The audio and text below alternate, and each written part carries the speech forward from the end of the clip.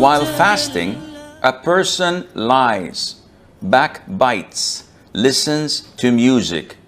Would his fast, that is abstaining from food and water, be accepted? Well, to answer your question, the Prophet ﷺ did this job for us when he said, whoever does not abandon falsehood, this is qawlu zur, and acting upon it, and ignorance, Allah does not need him to refrain from eating and drinking. What does this hadith mean? It means that the essence of fasting is not merely refraining from drinking and eating and having intimacy with the spouse. Yes, this is the main thing in it, in what appears to you and I. But the essence of fasting was mentioned in the ayah of Surah Al-Baqarah. It was prescribed upon you and those who were before you. O you who believe, fasting has been prescribed upon you and upon those before you, so you may reach the level of taqwa, so you may fear Allah Azza wa Jal. So this is the essence of fasting. What good is fasting? When you lie, slander, backbite, sin openly, even when someone abuses you. The Prophet says, alayhi salatu wasalam, when it is the day of fasting of one of you, and someone swears at you, someone curses you, or someone abuses you, do not reply to him. Rather say, I am fasting. So, in Islam, we know that when you are abused, it is your God-given right to abuse back. If someone swears at you, Allah gives you the permission to swear back at him. If he says that you are stupid, it's okay to say, it's you who is stupid. If he says you are a dog, though this is not an insult nowadays. In Arabic it is. When you say to someone you're a dog, he would probably fight you or fight with you. But in America, this is a compliment. Hey, you're my dog. A'udhu billah. Tomorrow maybe they say you're my pig. You never know. Nevertheless, you can say the same to them in retaliation. And it's one in return of one. But if he goes beyond that, if he slanders your mother and accuses her of prostitution, you have no right in accusing his mother. Now the sin is on him. This is major.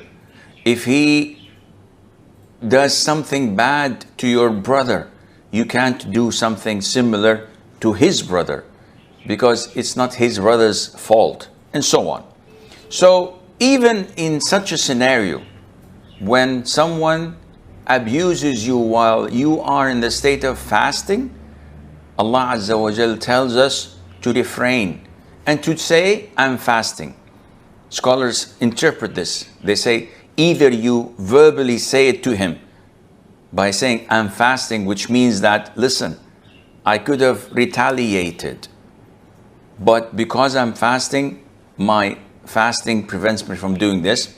Or saying I am fasting is not verbal, but rather expressed in your action when you simply refrain from retaliating. So coming back to the question,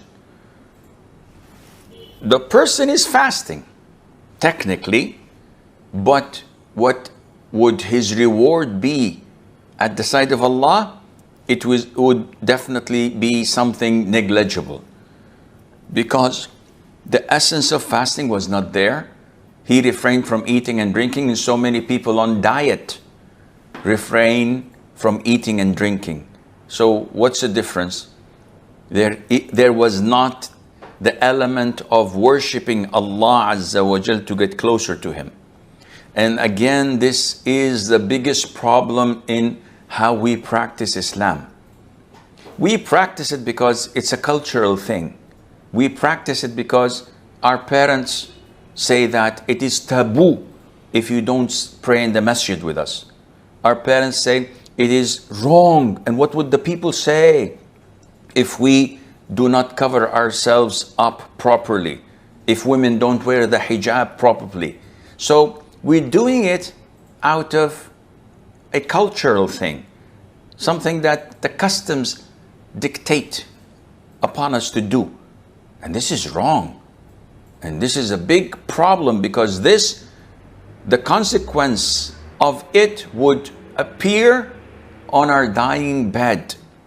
When people around us tell us, say La ilaha illallah, we try to say it and we fail. Why?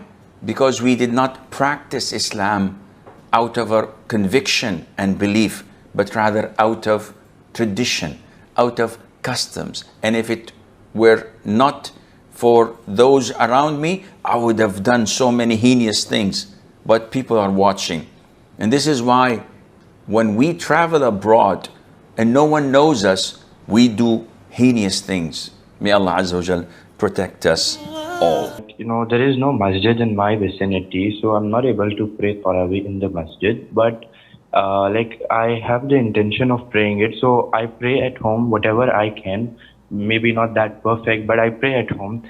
Will I get the reward of praying Tarawih in the masjid? Do I have this intention? Like if it was there near my house, I would have done so. Wallahi, akhi, this is an issue that only Allah Azza wa Jal has the ability to answer, because this is in Allah's hands.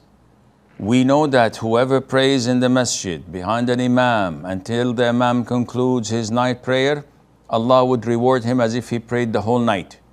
Someone who does not pray in the masjid, though he is eager to pray in the masjid, but there is no masjid in his vicinity, would he get the same reward? This is in Allah's hands.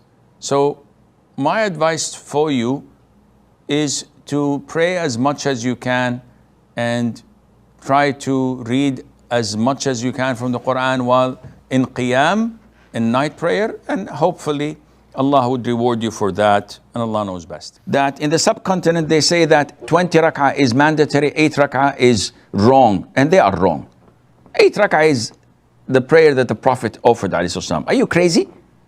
This is what he did. Mother Aisha says in Sahih Imam Muslim, when she was asked about how did the Prophet pray night prayer in Ramadan, sallallahu alaihi wasallam, she said he did not pray in Ramadan or out of Ramadan more than 11 rak'ahs.